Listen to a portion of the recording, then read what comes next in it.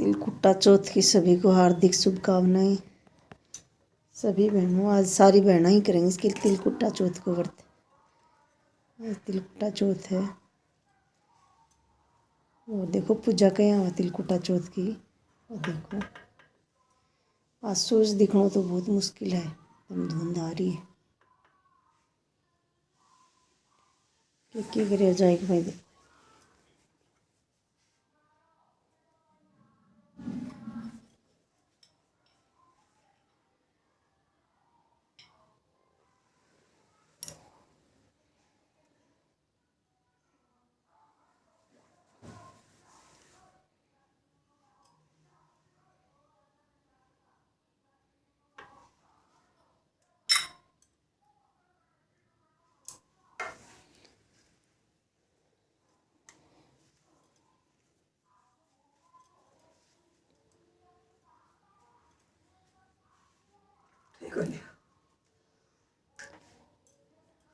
चारों कोटा पर के ऊपर चौथ ने गुड़ों जी माई भी जाए और एक तिलक करियो जाए, चावल भी चढ़ाए जाए और गुड़ को प्रसाद है,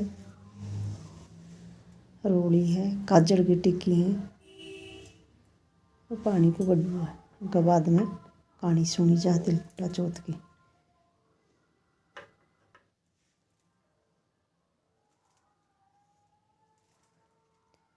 चारों मेरे पट्टी के 4 टिक्की कर दी।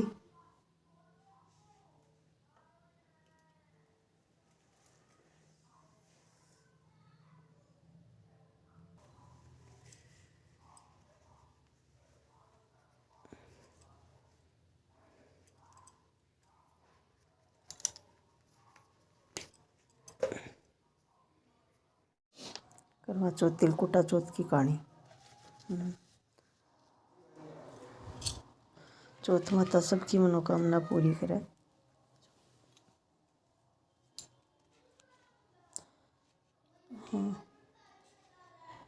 एक बुढ़िया थी, उसके एक बेटा था। बुढ़िया बेटे के सुख के लिए 12 महीने का संकट चौथ व्रत करती थी। बेटा जंगल से लकड़ी तोड़कर लाता और बेचकर घर चलाता। बुढ़िया रोज उसकी लकड़ियों में से 2 लकड़ी उठाकर रख लेती थी। फिर चौथ के दिन उसको बेचकर सामान लाती और चूरमे के लड्डू बनाती थी। एक लड्डू वह खुद खाती और एक बेटे को खिलाती। एक दिन बुढ़िया की पड़ोसन घर आई और उसके बेटे से बोली, तू तो कमा कमा कर थक गया, तेरी माँ चूरमे बनाकर खाती है। बेटा बोला, ऐसा नहीं हो सकता। पड़ोसिन बोली, जाकर देख, आज भी चूरमा बनाया है। बेटा घर आया तो देखा कि माँ ने चूरमा बनाया है। वह बोला, मैं तो इतनी मेहनत करके लकड़ी लाता हूँ और तू चूरमे बनाकर खाती है। मैं तो घर छोड़कर जा रहा हूँ, नहीं तो चौथ माता को छोड़ दो। माँ बोली, बेटा मैं तो तेरे सुख के लिए ही व्रत करती हूँ, जो माता को नहीं छोड़ू, चौथ माता को नहीं छोड़ूंगी। यह सुनकर बेटा घर से जाने लगा। माँ बोली, ये तिलकुटा साथ में ले जा और जहाँ भी तुम पर संकट आए वहीं पर तिलकुटा डालकर बैठ जाना और कहना कि हे चौथ माता, अगर मेरी माँ मेरे नाम से व्रत करती है तो मुझे संकट से बचाओ। वह तिलकुट लेकर घर से निकल गया। थोड़ी दूर चलने पर नदी आ गई। वह तिलकुट बिखेर कर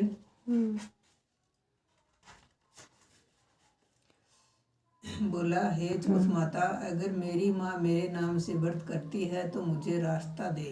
इतना कहने पर उसे रास्ता मिल गया। थोड़ा आगे जाने के बाद उसे रास्ते में एक शेर मिला। तो ले आया।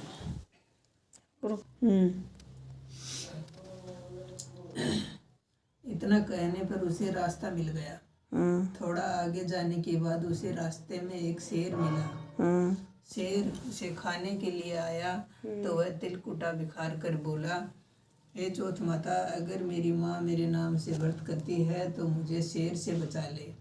यह सुनकर शेर भी पीछे हट गया। वह थोड़ा आगे गया तो उसे रास्ते में सांप मिला। सांप ने उसे डसने के लिए आया तो वह तिल कुटा बिखेर कर बोला, हे चौथ माता, अगर मेरी माँ मेरे नाम से व्रत रखती है तो मुझे बचा ले, नहीं तो सांप को डस दे। ये सुनकर सांप पीछे हट गया। अब बेटा एक गांव में पहुंच गया। वहां एक बुढ़िया रो रही थी और पूड़े बना रही थी। वह बोला, बुढ़िया माई, रो भी रही हो और पूड़े भी बना रही हो, कारण क्या है? बुढ़िया बोली, आज मेरे बेटे की बलि चढ़ेगी, इसलिए मैं रो रही हूँ और पूड़े बना रही हूँ कि वह खाकर चला जाएगा। इस पर वह बोला, अगर मुझे पेट भरकर पूड़े खिलाएगी तो मैं तेरे बेटे को बचाने के बलि चढ़ जाऊंगा। बुढ़िया बोली, बेटा पूड़े तो कितने भी खा ले, पर कौन किसके बदले जाता है? वह बोली, बुढ़िया माँ, मैं जरूर जाऊंगा। उसने पेट भरकर पूड़े खाए और सोते समय बुढ़िया से बोला, जब राजा के घर से बुलावा आए तो मुझे उठा देना। जब रात में राजा के घर से बुलावा आया तो बुढ़िया ने उसे उठाया। बेटा बोला, बुढ़िया माई, मैं तेरे बेटे की बलि की जगह है जा रहा हूँ। वह चला गया। वहां जाकर चौकी पर तिलकुटा बिखेर कर बैठ गया। राजा ने नौकरों से सारा आवा चिनवा दिया और आग लगा दी। तब बेटा बोला, हे चौथ माता, अगर मेरी माँ मेरे नाम से व्रत करती है तो मुझे इस संकट से बचा ले। तभी आवा पककर तैयार हो गया और आवा 6 महीने में पकता था। वह 3 दिन में पक गया और सोने चांदी का कलश हो गया। राजा ने नौकर से जाकर बोला, आवा पक कर तैयार हो गया है। राजा बोला, बर्तन उतारो। तब अंदर से आवाज आई, धीरे धीरे उतारो। राजा के सब नौकर डर गए कि इसके अंदर कोई भूत बोल रहा है। अंदर से फिर आवाज आई, मैं कोई भूत प्रेत नहीं हूँ, जिसको बिठाया वही बोल रहा है। तब सब ने देखा कि वह चौक पुर कर बैठा है। तब राजा ने पूछा, तू आग में से जिंदा कैसे बच गया? वह बोला, मेरी माँ चौथ माता का व्रत करती है, सो मैं चौथ माता के प्रभाव से बच गया। उस राजा के एक लड़की थी। राजा बोला, मैं अपनी बेटी का विवाह तेरे साथ करूंगा। फिर राजा ने अपनी बेटी का विवाह उसके साथ कर दिया और वह वहां रहने लगा। कुछ दिन बाद राजा की लड़की ने उससे कहा, तेरा घर बार भी है या नहीं? बेटा बोला, मेरी माँ भी है, घर भी है। तब वह बोली, हम अपने घर जाएंगे। फिर राजा ने उसे बहुत सा धन देकर विदा कर दिया।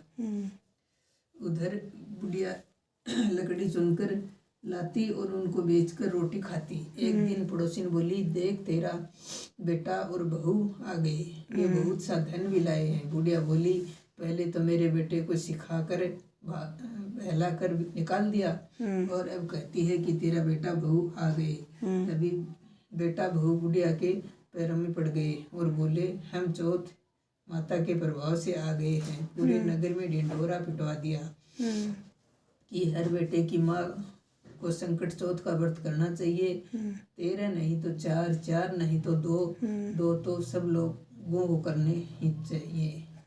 चौथ माता जैसे बुढ़िया माई के बेटे का दुख दूर किया, वैसे सब किसी का दुख दूर करो। हे चौथ माता वैसे चढ़ाओ। चौथ की तिलकुटा चौथ की कहानी सुनने के बाद में गणेश जी की कहानी भी जरूर सुननी चाहिए। एक ब्राह्मण था। वह रोज सवेरे उठकर गंगा जी नहाने जाता और आकर गणेश जी की पूजा करता था। उसकी औरत को पूजा अच्छी नहीं लगती थी। वह रोज ब्राह्मण से कहती कि सुबह ही पूजा लेकर बैठ जाते हो, मैं घर का काम काज झाड़ू बुहारी सभी करूं। ब्राह्मण उसकी बात नहीं सुनता था। एक दिन ब्राह्मण गंगा जी में नहाने चला गया तो ब्राह्मणी ने गणेश जी की मूर्ति को छुपा दिया। ब्राह्मण ने आकर पूछा, मेरी गणेश जी की मूर्ति कहाँ है? ब्राह्मणी ने कहा, मुझे नहीं मालूम। ब्राह्मण ने खाना पीना छोड़ दिया और कहा कि मैं तो पूजा करके ही खाना खाऊंगा। ब्राह्मणी ने बहुत समझाया कि खाना खा लो, पर ब्राह्मण ने खाना नहीं खाया और रोने लगा। दोनों को लड़ते झगड़ते देखकर गणेश जी की मूर्ति हंसने लगी। ब्राह्मण जी ने गुस्से में कहा, गणेश जी की मूर्ति वहाँ पड़ी है। उसके बाद ब्राह्मण ने गणेश जी की पूजा की मूर्ति ने कहा, मेरी सेवा करते करते बहुत दिन हो गए, कुछ मांगो। ब्राह्मण ने कहा, अन्न मांगू, धन मांगू, जितना दुनिया में सुख है सारा मांगू। अब गणेश जी ने ब्राह्मण को सारा सुख तथा अन्न धन दे दिया। ब्राह्मण मूर्ति को मंदिर में रखकर पूजा करने लगा। ब्राह्मणी को इतना अन्न धन मिलने से वे उसको भी पूजा करने लगी। श्रद्धा हो गई। वह ब्राह्मण से कहकर मूर्ति घर में ले आई और खूब प्रेम से पूजा पाठ करने लगी। हे गणेश जी महाराज, आपने जैसा ब्राह्मण और ब्राह्मणी को सुख दिया वैसा सबको देना। ये गणेश जी महाराज।